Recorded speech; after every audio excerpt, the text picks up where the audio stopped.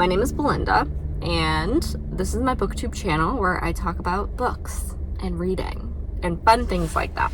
And today, I'm going to talk about the 9-ish books that I read in September 2022. Very exciting, very exciting. September was a good month. Not the best reading month I've ever had, but it was decent, and I read quite a few books, so I'm excited about it. So, numbers 1 through 3 are the entirety of the Cruel Prince series. I read this book series, book trilogy, for my Reading Like Haley fan video. I will link it in the cards. And that consists of The Cruel Prince, The Wicked King, and The Queen of Nothing. Now, the first book I gave 4 out of 5 stars.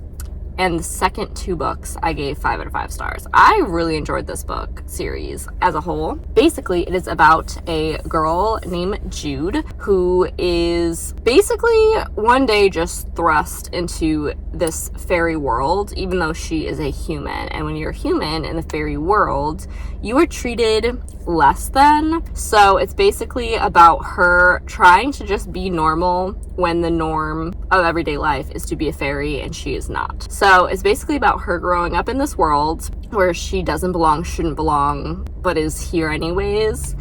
And it's about her growing up in this system that is definitely not built for her success. It is built for her downfall. Everybody's kind of really mean to her. It's an enemies to lovers romance thrown in there as well. Honestly, just like a very fun, dramatic, plot twisty story that I really enjoyed. Read very much like a fairy tale, and I very much enjoyed it. And I thought that it was really fun and very well done for a YA series, and I recommend it. Number 4, also during my Haley Fam reading challenge, I read Better Than the Movies by Lynn Painter, and this is a YA romance book that I also read for the Haley Fam Reading Like Haley Fam reading challenge. And this book is basically about our main character, who is a teenage girl getting ready to go off to college, whose childhood crush comes back into her life after moving away for many years. And it's about her kind of orchestrating them falling in love and becoming a couple out of nowhere, because she was in love with him as a child and she's like, I'm still in love with him, I need to be with him, that's it. In the mix of that, also, since he's left, her mother has passed away, and her mother was obsessed with rom-coms and romantic comedy movies of all kind. And she also has like a fake dating thing that happens with her next door neighbor who she can't stand. And I really enjoyed this. I thought it was fun. I liked the romantic comedy references. I gave it a 4 out of 5 stars, but it was purely because she mentioned 2 separate Sandra Bullock movies, and Sandra Bullock is my idol, and so I had to give her 4 stars for that, just because she deserved it. Then, after that, I finally finished China Rich Girlfriend, which is the second book in the Crazy Rich Asian trilogy by Kevin Kwan. And these books are so much fun. Like, I genuinely love them. I loved the first one the most still out of all of them. And this one was just kind of not like more of the same, like repetitive, but it's just a continuation of these crazy rich Asian people doing crazy rich Asian things. And that's fine. We see the main character's wedding. There's a wedding in this one, which is very exciting. And I don't know if I'm going to read the last book in this series, is kind of what I'm getting at. Like, I might get it from the library and read it that way, but I don't know if it's worth it to me. I thought it was fun. I thought it was funny. I always think it's interesting to see rich people and to visualize myself in that world. So as kind of like a manifestation technique, almost like a vision board of sorts. But overall, I can't really tell you much of what even happened at this point. So on that note, I gave it a 3.75 out of 5 stars. Okay, and then after that, on my Kindle, I saw that Boy Parts by Eliza Clark was available for Kindle Unlimited, and I've been wanting to read that because I've seen it so many times on TikTok.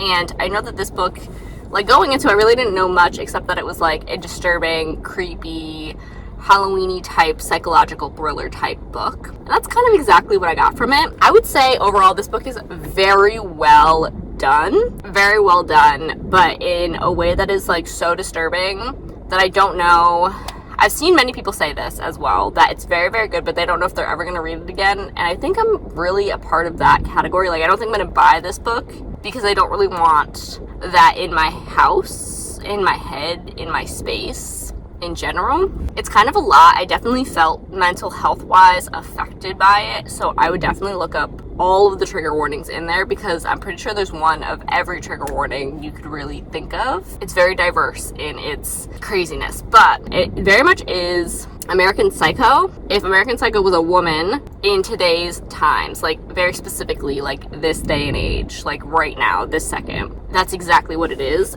And to me it was a very drawn out, specific representation of the creative process in today's society, I would say, being a woman and also an artist and also very much mentally ill. It's definitely not for everyone, but if you think you are mentally strong enough for this, I suggest the experience for nothing other than the experience, because I do think that it was a very interesting voice to hear from and a very interesting, disturbing place for your mind to see from. Don't know if any of that makes sense. I gave it a 5 out of 5 stars, nonetheless. After Boy Parts, I read Rabbits by Terry Miles. Rabbits is a sci-fi book about an underground game that is played in everyday life, where you basically follow different patterns and synchronicities while you are going through life. You follow those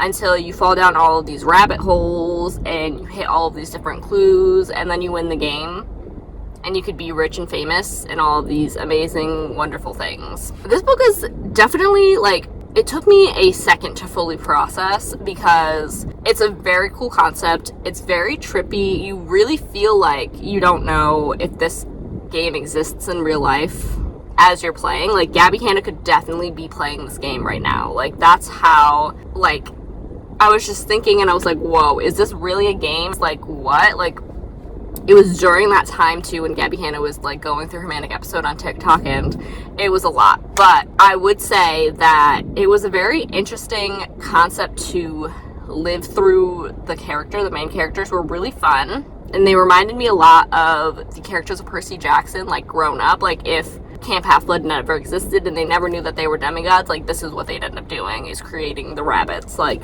it was just so interesting in that sense. Overall, I don't know, there were some like inconsistencies within the game where just certain things in the book didn't quite make sense with other aspects of the book, and there's just too many things going on, really, is I think my problem. Too many things going on, too many things to comprehend, that I feel like it was more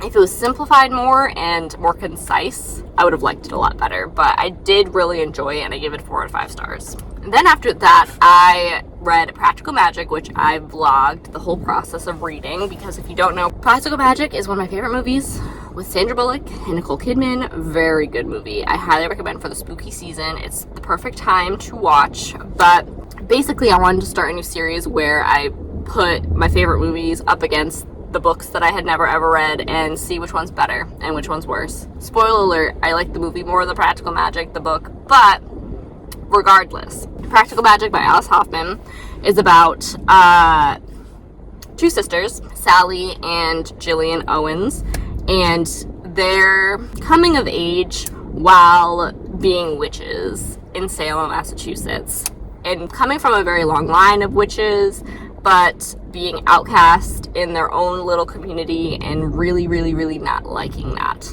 and really struggling with it. So as they get older and as they have their own children and have their own relationships in the world, it's about how they kind of try to suppress their magic and suppress where they come from, but it doesn't really work. And I really enjoyed it. I just think that the movie is like a 6 stars because it's like one of my favorites ever. So, and it has Sandra Bullock in it, so, you know. And then number 9-ish that I read was Interview with the Vampire by Anne Rice. So this book, I've talked about struggling with this book before in a video, and I just kept realizing I was like 100 and something pages in. I was almost 200 pages in, And I was just really not enjoying my time, and it was getting weird, and they turned a 5-year-old girl into a vampire, so she's now has like the mental capacity of an adult, but she has a 5-year-old person's body. And this guy was like attracted to her, I don't know, and he kept calling them lovers, and I just couldn't handle that.